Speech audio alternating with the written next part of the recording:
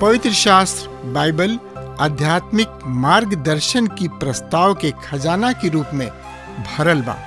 एकर उद्देश्य सगरी मानव की इतिहास में परमेश्वर का योजना और उनकरी उद्देश्य के प्रकट करेला। पौलुस कहलन, सगरी पवित्र शास्त्र परमेश्वर की प्रेरणा से रचल गई और सिखावे, ताड़े, सुधारे और धर्म की शिक्षा खातिर उपयोगी हवे, ताकि जे केहू परमेश्वर का होखे उ कुशल से होखे और हर एगो भल काम जिंदगी खातिर सजल रहे। जिंदगी के राह कार्यक्रम का यह लक्ष्य है कि सगरी बातन में आप सबका दिशा निर्देश करी, मने रास्ता दिखावी, कृपा करके देखी सुनी, ताकि परमेश्वर आपकी जिंदगी का मार्गदर्शक बन सके। प्रिय मित्र, आई हमनी के अपन ध्यान व्यवस्था विवरण के किताब 10 अध्याय के ओर लगाई जा और देखी जा कि इस सब पद ए अध्याय के हमनी से का बातचीत कर रहल बा। तरौआ हमरा संगे निकाल ली व्यवस्था विवरण के किताब 10 अध्याय 1 पद से लेके 5 पद सुनी। हम पढ़ रहल बानी। ओ समय परमेश्वर यहोवा हमरा से कहले, पहले के पटरी के समान पत्थर के अन्य 2 पटरी सब तराश के बना ल और पहाड़ पर चढ़ के हमरा किने आव और अपना खातिर लकड़ी के बक्सा तथा संदूक बना ल। तब हम ओह पटिया पर उहे वचन लिख देब जवन पहले के पटिया पर लिखले रही, जकरा के तू फोड़ तथा चकना चूर क देले रह। फिर तू ओकरा के ओह बक्सा में रख दिह। हम बबूर के लकड़ी से बक्सा बनौनी तथा पहले के पटिया के समान पत्थर के 2 पटिया तराश के बनौनी। फिर हम दोनों पटिया सब के अपना हाथ में लिहनी और पहाड़ पर चढ़ी गईनी। वहाँ परमेश्वर यहोवा पटिया सब पर पहले के समान 10 आज्ञा लिख दिहले, जौन की उस सभा के दिन पहाड़ पर अग्नि के बीच से तोहरा के सुनावले रहन। फिर ओकरा के परमेश्वर यहोवा हमरा के दे दिहले। तब हम पर्वत तथा पहाड़ से उतर के लौटियनी और हम पटिया सब के अपना बनावल गोइल बक्सा में रख दिहनी और उ परमेश्वर यहोवा के आज्ञा के अनुसार उहाँ में रखल गोइल। प्रिय श्रोता, हम देख रहल बानी कि मूसा पहले के ऐसन पत्थर के 2 पटिया के लेके पहाड़ पर परमेश्वर के सामने जा रहल बाड़े और परमेश्वर ओकरा पर दोबारा उहे 10 आज्ञा लिख दिहले। त 6 से 9 पद का बता रहल बा, यही अध्याय के सुनी। हम पढ़ रहल बानी। अब इस्राएली लोग मकानिया सब के इनार से प्रस्थान क के मोसेरा में अइले और वहाँ हारून के मृत्यु हो गई तथा वहाँ में उनका के माटी दिहल गई। तब उनका जगह पर उनकर बेटा इलियाजर याजकीय सेवा करे लगले।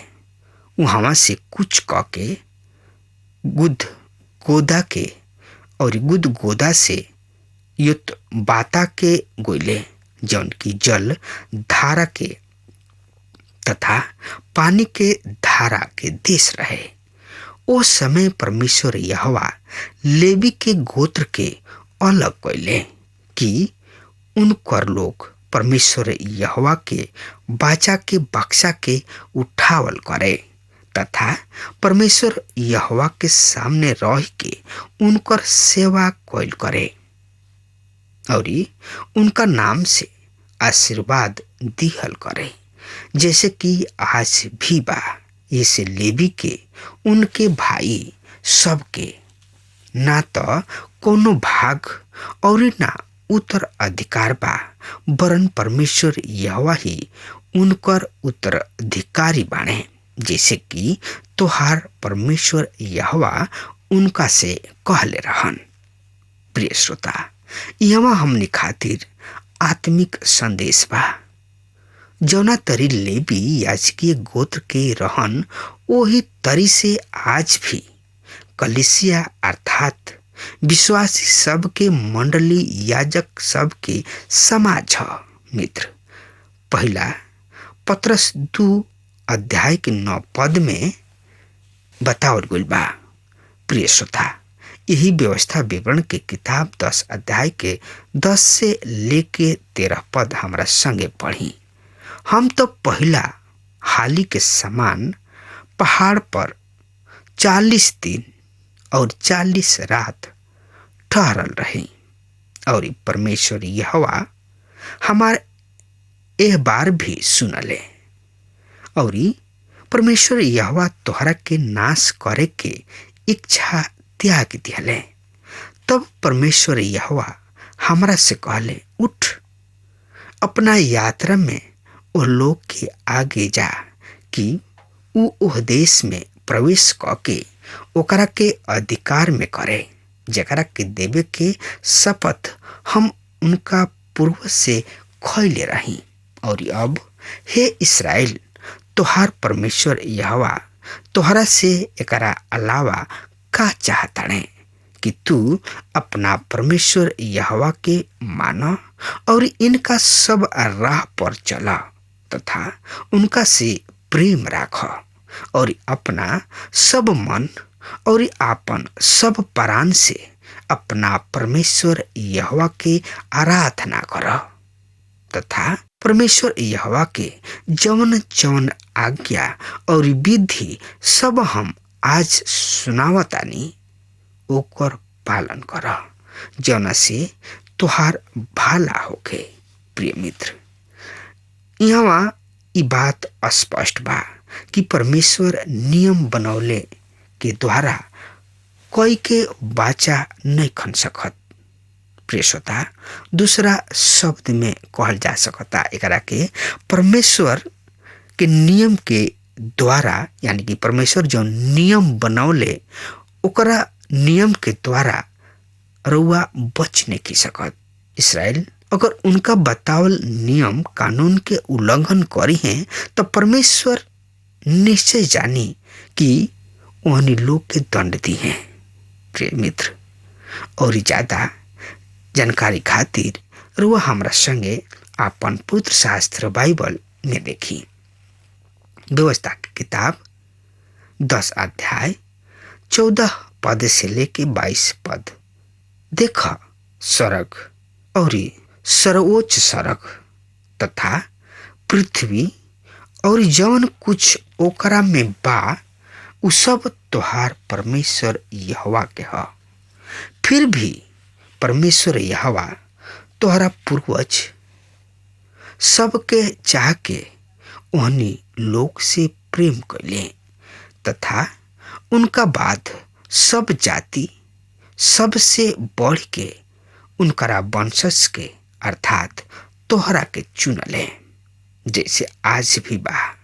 तू अपना अपना हृदय के खतना कर लोग तथा आगे कबहू हठीला मत बनल रह लोग, काहे कि तोहार परमेश्वर यहोवा ईश्वर तथा प्रभुओं के प्रभु हमें। उ अति महान पराक्रमी तथा भयजोग परमेश्वर हमें, जवन ना तो पक्षपात करलन ना ही घूस लेलन। उ अनाथ और विधवा सबके न्याय चुकावेलन तथा परदेशी सबके भोजन वस्त्र देके ओहनी के प्रति आपन प्रेम प्रकट करलन और परदेशी के प्रति आपन प्रेम प्रकट करलन, काहे कि तू भी मिस्र देश में परदेशी रहा। तू अपना परमेश्वर यहोवा के भय मनिह और उनके सेवा करिह तथा उनका से लिपटाइल रहिह और उनके नाम के शपथ खइह। उहे तुहार स्तुति तथा उहे तुहार परमेश्वर हमें, जे तुहरा खातिर ऐसन ऐसन महान भय जोग काम कइले, जौना के तू अपना ही आँखी से देखला। तुहार पूर्वज जब मिस्र में गोइले तब केवल 70 जन रहे लोग, पर अब तुहार परमेश्वर यहोवा तुहार संख्या आकाश के तरई के समान अनगिनित क दिहले। प्रिय मित्र, प्रभु उनके याद दिलौले कि ओहनी लोग मिस्र में परदेशी बन के रह लोग। परमेश्वर पिता परदेशी से प्रेम राखलन, ऐसे हर एगो विश्वासी जन से प्रेम करलन, काहे कि ऊ एगो एह देश में परदेशी के समान रहलन। उन लोग के तो अपन देश स्वर्ग ह, जहाँ प्रभु यीशु निवास करलन। और हम देख रहल बानी कि परमेश्वर की आशीष इस्राएल पर हरदम बनल रहल और उन लोग के ऊ मिस्र में भेजले और वहाँ से प्रभु परमेश्वर निकाल ले अले। हर एक काम धाम के जिम्मेवारी परमेश्वर पिता खुद हमें। प्रिय मित्र, आई अब देखल जाओ व्यवस्था विवरण की किताब 11 अध्याय के 1 पद से लेके 10 पद। तो ये पद के हम पढ़ रहल बानी, रउआ कान पाठ लगा के सुनी समझी और एकरा से आशीष पाई। और जौन नइखे बुझात उ हमरा किने एगो छोट पोस्ट कार्ड में लिख के जरूर से जरूर भेजी। ऐसे तू अपना परमेश्वर यहोवा से प्रेम रखी है और उनकर दायित्व, उनका विधि सबके और उनकर नियम सबके और उनका आज्ञा सबके हरदम पालन करत रही है। और आज जानल ल कि हम तोहरा संतान से ई नहीं कह रहल जे तोहरा परमेश्वर यहोवा के ना तो जनले और ना तो उनकर ताड़ना के देखले, अर्थात उनकर महानता के, उनका सामर्थ हाथ के और उनका बढ़ावल भुजा बल के और ओह अचरज भरल चिन्ह के और कार्य के जौन की ऊ मिस्र के राजा फिरौन और उनकर संपूर्ण देश के साथे कैले रहन। और ऊ मिस्र के सेना, उनकर घोड़ा सब तथा रथ सब के साथे कैले रहन। अर्थात जब ऊ तोहार पीछा करत रहे लोग, तब ऊ कौना तरी लाल समुंदर के पानी के ओहनी लोग के ऊपर से बहा दिहले और परमेश्वर यहोवा ओहनी के कैसे नाश कैले, तथा ऊ एह स्थान में पहुँचे तक जंगल में तोहरा साथे साथे का ना कैले रहन। तथा रूबेनी इलियाब के बेटा दतान अबिराम के साथे का कैले, जब इस्राएल के सामने धरती आपन मुंह खोल के उनका परिवार सबके और उनका तंबू सबके और उनका प्रत्येक जीवित प्राणी के निकल गई। पर तू अपना ही आँखी से परमेश्वर यहोवा के कोयल एह सब महान कार्य के देख ले बड़ा।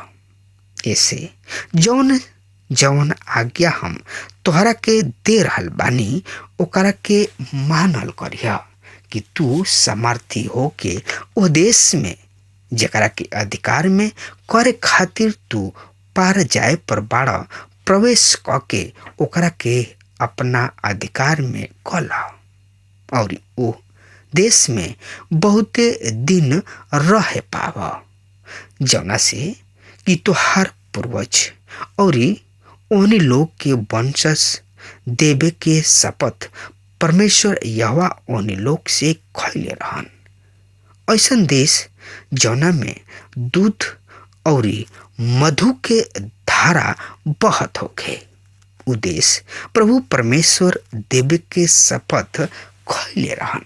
काहे कि जौना देश के अधिकार में करे खातिर तू ओकरा में प्रवेश कर रहल बड़ा, उ मिस्र देश के समान नहीं खे जौना में से कि तू आइल बड़ा। उहवा तो तू आपन बिया बोवत तथा साग सब्जी के बारी के समान ओकरा के अपने ही गोड़ से नाली सब के बना के सिंचल रहला हा।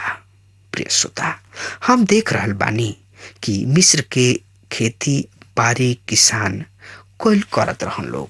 मिस्र में किसान लोग बरखा पर निर्भर कोई करत रहे लोग और मिस्र पूर्ण रूप से सिंचाई के साधन सब पर निर्भर करत रहे लोग।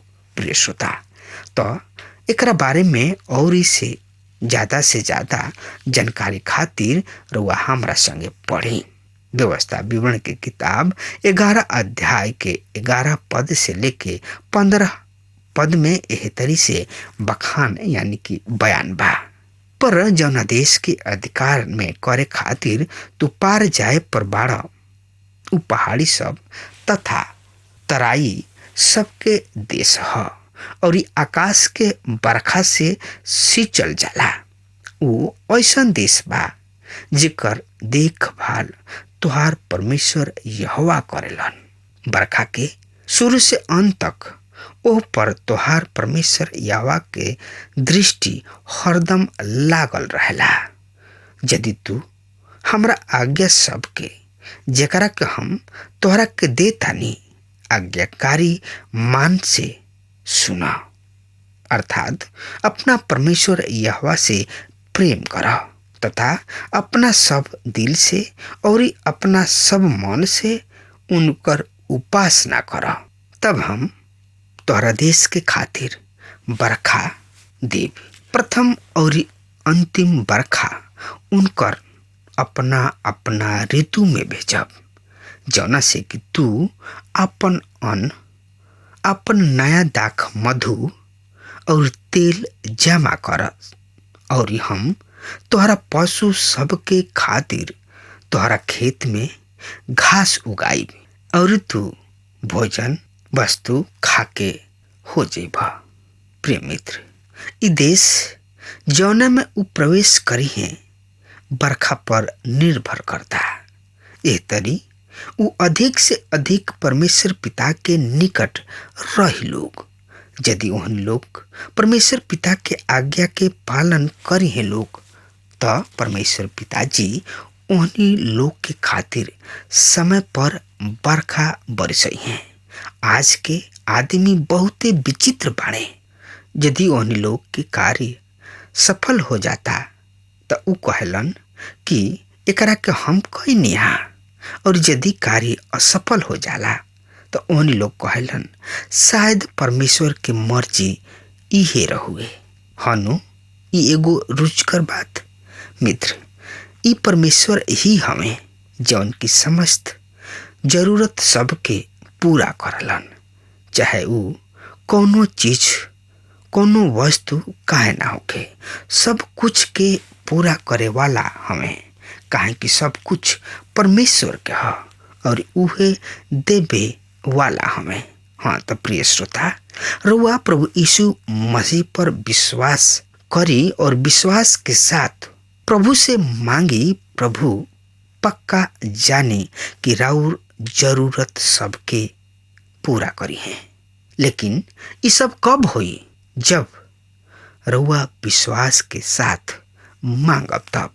पवित्र शास्त्र बाइबल बतावले मंगब त तोहरा खातिर दिहल जाई, और खटखटैब त तोहरा खातिर खोलल जाई। हाँ मित्र, ये सही बात बा। रउआ मांगी, प्रभु परमेश्वर हर आवश्यकता के पूरा कर दी है। अब हमार समय खत्म हो रहा बा, तब तक खाते रउआ हमरा के आज्ञा दी। परमेश्वर रउआ के बहुते बहुते आशीष देस। आमीन। हमके विश्वास बा कि ई कार्यक्रम आप सब खातिर फायदेमंद सिद्ध भइल हुई। हम चाहतनी कि आप सब अपन अपन आशीष हमरों से बांटी। अगर आप सबके लगे बाइबल से चाहे आपकी निजी जिंदगी से कोनो सवाल होके, चाहे कोनो समस्या खातिर प्रार्थना करावे चाहतनी, तो हमारी फोन नंबर पर जरूर संपर्क करें। परमेश्वर आप सबके बहुत आशीष प्रदान करें और आज का दिन आप खातिर सुखद बनावे।